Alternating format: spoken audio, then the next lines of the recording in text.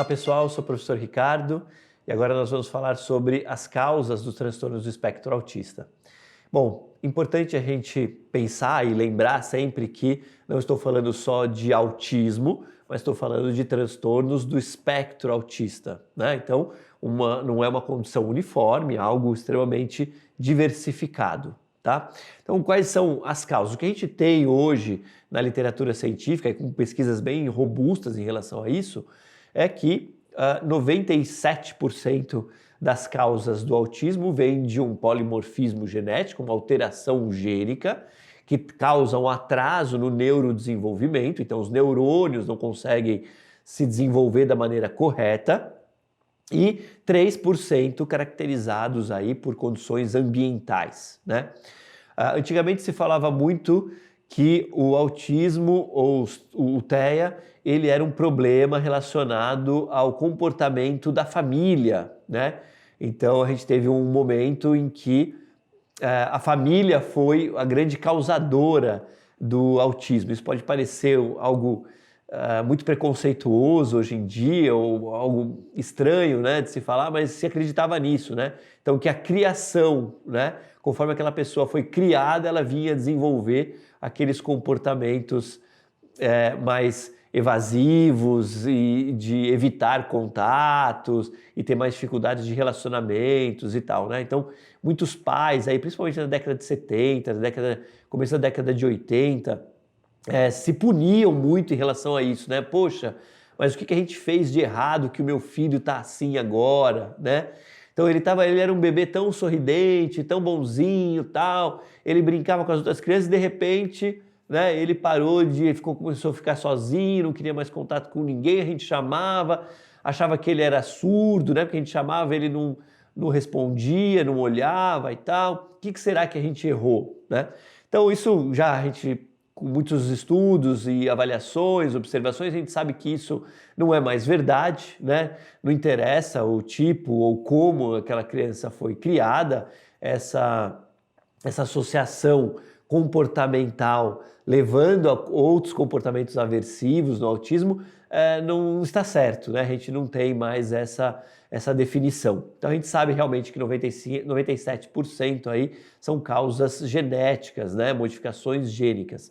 E os outros 3% a gente tem uma certa associação a algumas doenças, principalmente doenças maternas, né? Então aí no primeiro trimestre de gestação.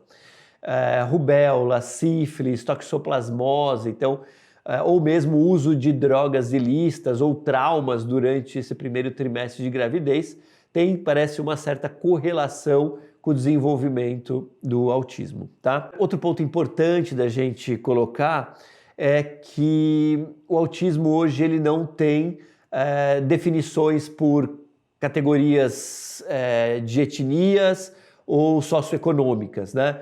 Então, o rico e o pobre, qualquer um pode ter um filho autista, né?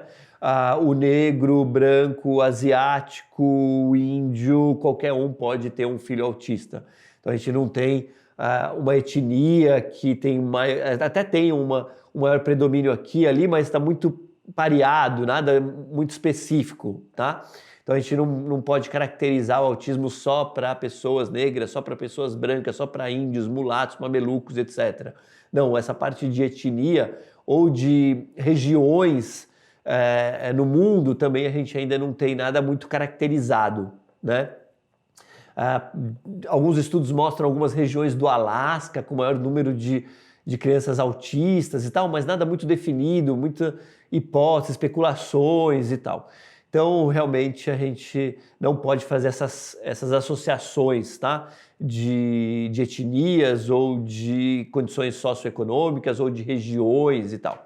Também apareceram alguns estudos falando sobre poluição, né? A poluição do ar pode levar também a vir ao desenvolvimento do autismo. Tá? Isso, estudos mais antigos também acabaram citando esse aspecto da poluição que não foi comprovado hoje em dia. A gente também não tem nenhuma definição sobre isso relacionada ao desenvolvimento do autismo, né?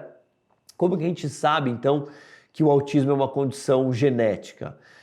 O que foi feito, na verdade, foi tentar identificar esses neurônios, né? Então, como isso foi feito? Alguns cientistas da Califórnia, da Universidade de San Diego, na Califórnia, pegaram algumas crianças sem autismo, pegaram outras crianças com diagnóstico já de autismo, tiraram um pedacinho da pele dessas crianças e transformaram essas células da pele das crianças em células pluripotentes, células tronco pluripotentes, né? Antigamente também conhecidas como as células embrionárias, quando eram retiradas direto do embrião ou do cordão umbilical, né?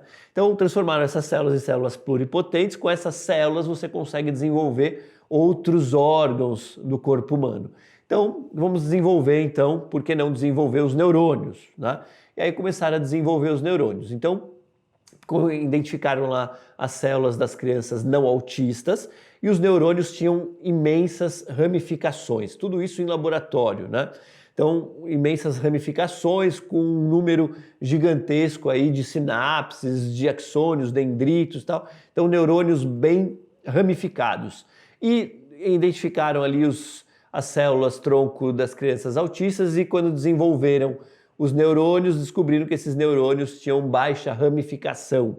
Então, poucos axônios, dendritos, poucas relações sinápticas. Então, aí surge realmente, se comprova a ideia de que o autismo é algo que acontece aí, que interfere no neurodesenvolvimento. Então, as células neuronais não estão conseguindo se desenvolver de maneira correta.